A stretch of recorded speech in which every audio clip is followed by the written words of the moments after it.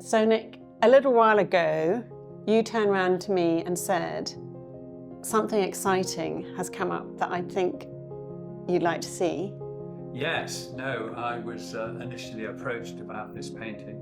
At that stage, it wasn't for sale, it was just a question of an appraisal, and I knew it would be exactly your cup of tea.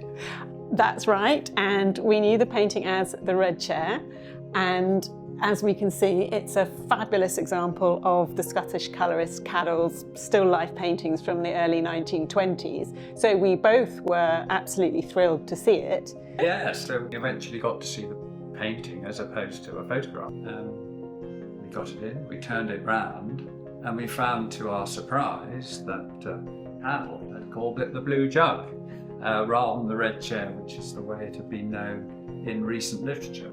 Yes, because the Red Chair and the Blue Jug come from this sort of cast of favourite still life objects.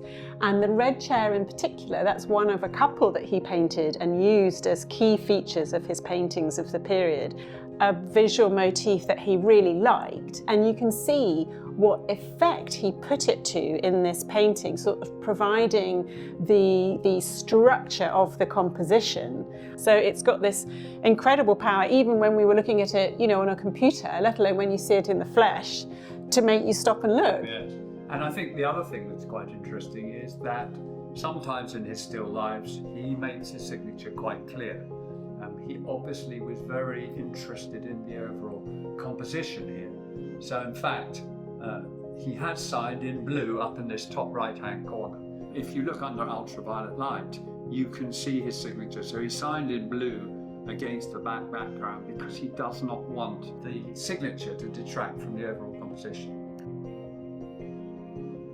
Because it's such a strong design, and it's really hard to think about anybody other really than his friend Peploe, who was painting like this in Scotland in the early 1920s.